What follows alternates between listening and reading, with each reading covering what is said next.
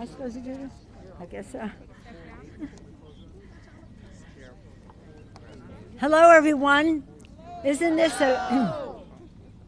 in some ways, this is a great day for the women and indeed all of the families of America.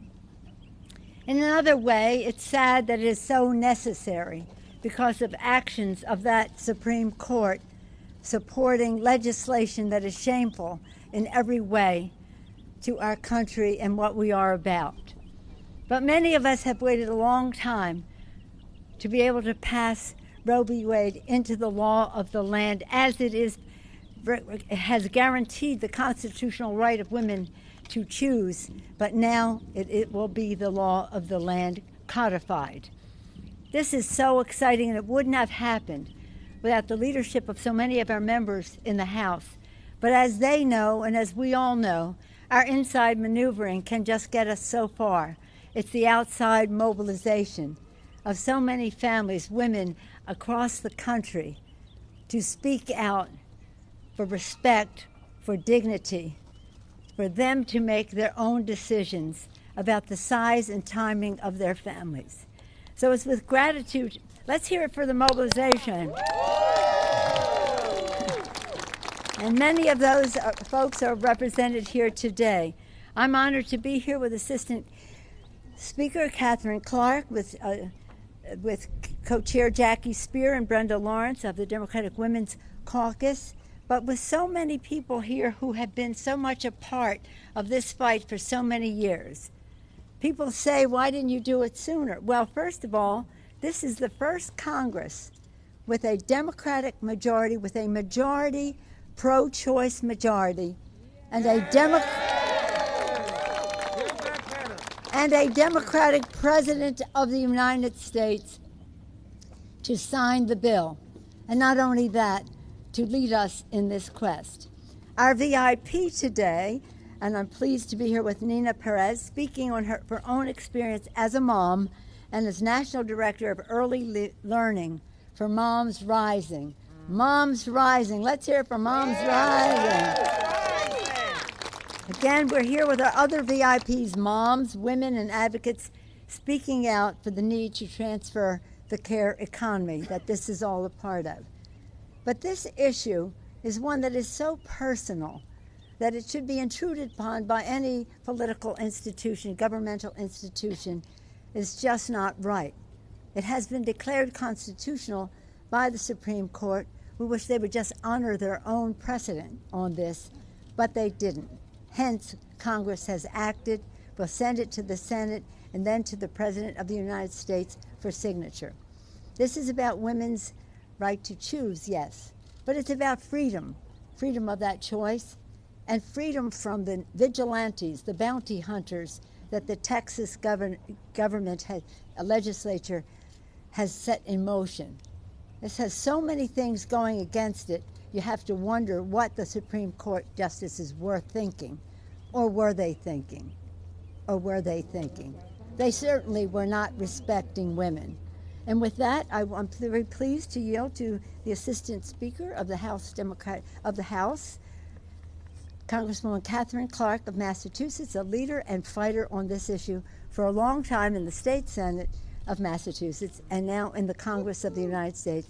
Catherine Clark.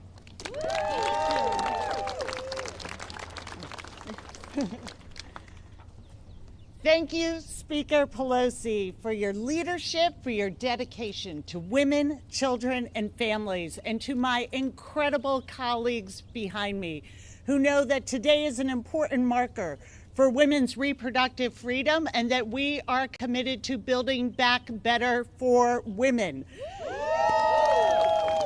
Just like roads and bridges, childcare, elder care, paid family leave move our economy forward. For too long, we've been told these are lesser issues, somehow not infrastructure. These are women's issues, private family matters, that they don't impact our economy and they are not worth investing in. But the truth is, this pandemic has been brutal to American women. 1 out of 4 women have been forced out of the workforce because of the collapse of the care economy. $57 billion a year is lost in productivity because women and families struggle to find care for their loved ones. The Build Back Better agenda recognizes that families are struggling to afford home and child care. Care providers who are predominantly women and women of color can't make ends meet or keep their doors open. They don't make enough money caring for our children to care for their own. Parents are forced to choose between a paycheck and a sick child, and basic necessities from food to diapers drugs break the monthly budget. When I was first elected to Congress, I was balancing care for my 3 children and 2 sick parents. I felt like I was failing someone every day, but I was incredibly lucky to have a partner and to be able to afford help. But for too many people, that is out of reach. And the struggle to get to work and provide for the basics of their family is out of reach as well. It's women who pay the daily price for these social failures, and it's our entire economy that suffers when this care system collapses. Democrats have an urgent message to the American people. We see your struggle, and we are taking action on it. The Build Back Better agenda will get Americans back to work, lower costs and taxes for families, ensure that everyone, women, children, communities of color, are not left out or left behind. Who agrees with us? CEOs across the country, small business owners, chambers of commerce, all demanding we make these crucial investments. This is how we build back better, by ensuring the needs of women and families are met with the same urgency and level of funding as every other challenge facing our country.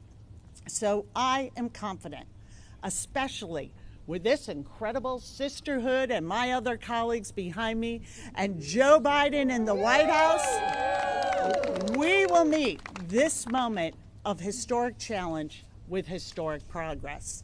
And now it is my pleasure to introduce the co-chair of the Democratic Women's Caucus, Congresswoman Jackie Speer. Thank you. Thank you, Madam Speaker, Assistant Speaker. To my brothers and sisters, we are doing what? Building back better. Building back better with women. So this is really all about the infrastructure bills that are before Congress right now. We have an infrastructure bill of bridges and roads and public transit that's going to generate 2 million jobs. Here's the catch, though.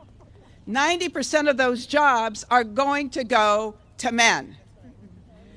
Since the pandemic, women have lost 1.6 million jobs, in large part because they have lost their child care.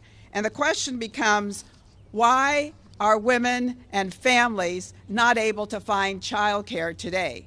It's in part because it costs so much. $2,300 a month to take care of an infant in my district. That is as much as my daughter's mortgage. 1/2 of the families in the United States live in what we would call child care deserts. 126,000 child care providers have left. So this bill is important that we restore the opportunity for women in this country to go back to work. And the second bill provides this opportunity and makes it very clear that if we do this, we are going to create 3 million more jobs for women, and it will grow the GDP by some $300 billion. So we want to build back better with women. And now Nina Perez from Moms Rising.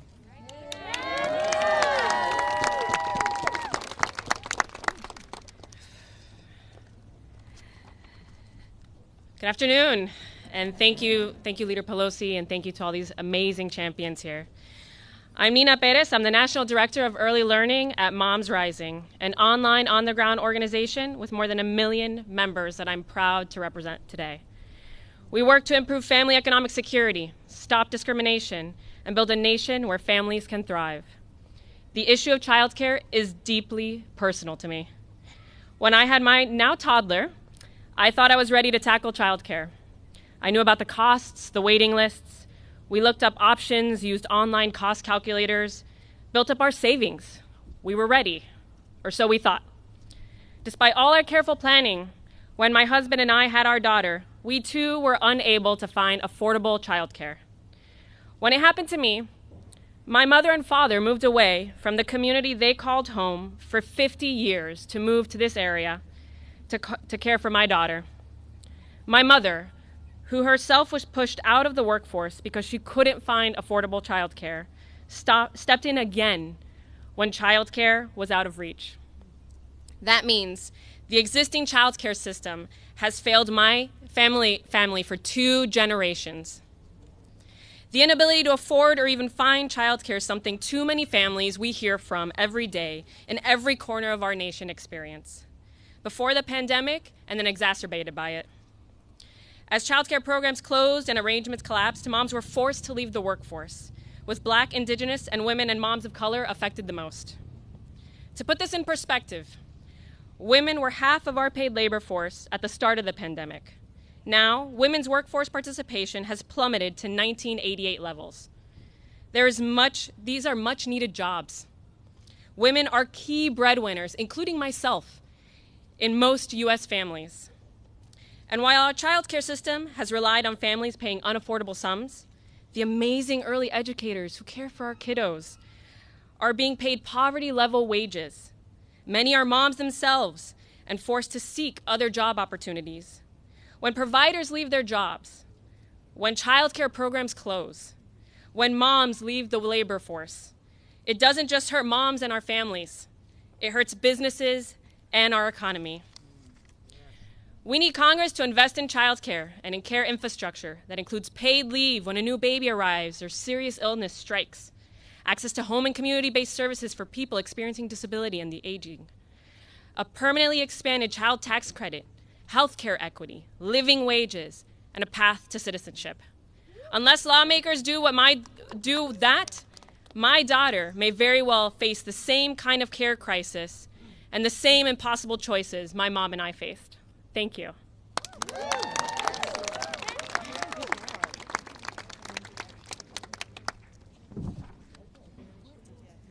Thank you, Nina, and I'm so glad to be standing here with my Speaker of the House and with our Assistant Leader Clark.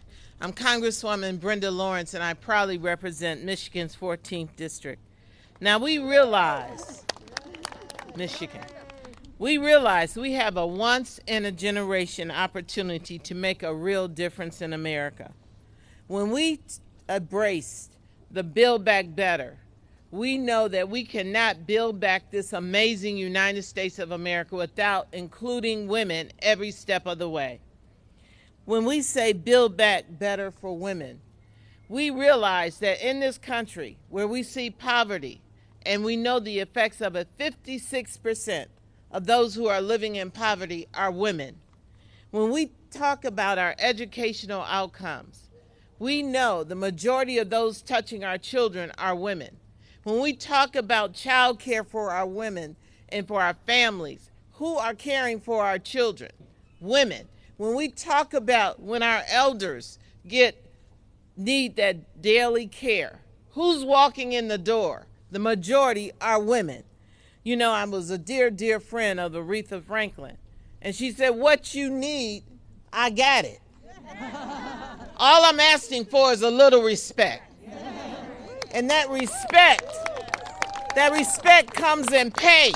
That when we take those we care the most about, our children and our elders, and we say they're the most precious things in our life, but we disrespect those who come every day to care for them. The wages of those workers are extremely important. I want you to know that when we had the wisdom and the courage and the compassion to have child tax credits so that our families can use that money to put food on the table, to pay the bills. No one should have to choose between caring for their parent and their child and going to work. I want you to know that when we talk about caregiving, disproportionately Black, Latina, and Asian women are stepping up to the plate. These investments that they give us every day, you know, it was amazing to me during the pandemic where all of a sudden we were awakened. Oh, this is what a frontliner looks like. In the middle of a pandemic, they're showing up every day to take care of others. In the grocery stores, in the daycares, in the elder care, in the hospitals. So we, again, I want to invoke the words of my sister. We need to make sure that when we build back better for women, we're building back better with some RSECTP, okay? Care, we talk about investing in our infrastructure. I'm from Michigan. I know what a pothole feels like. But I will tell you, a pothole is an inconvenience. Human beings are worth investing in. Thank you.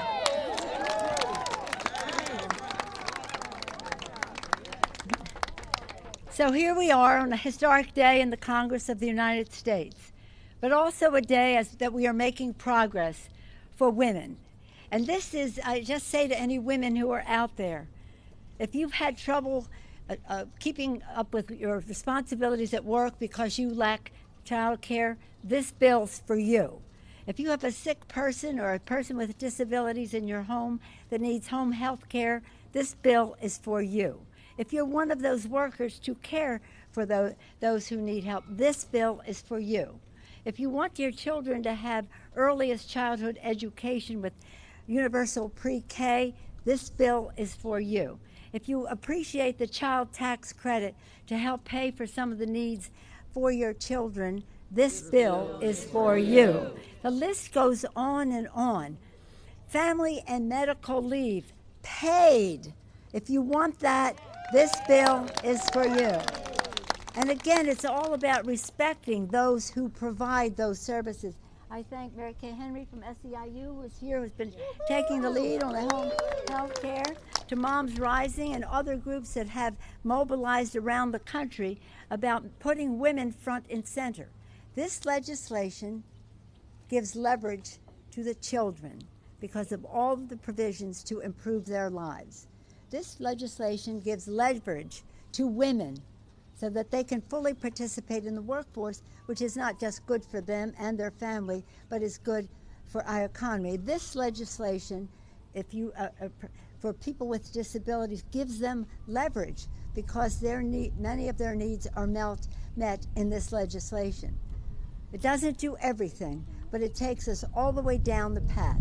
Now let me just close by talking about our President, Joe Biden. Joe Biden has put forth two bills for us. The infrastructure bill, which we will pass next week, and it's a jobs bill, and the Build Back Better legislation, which is a jobs bill. But,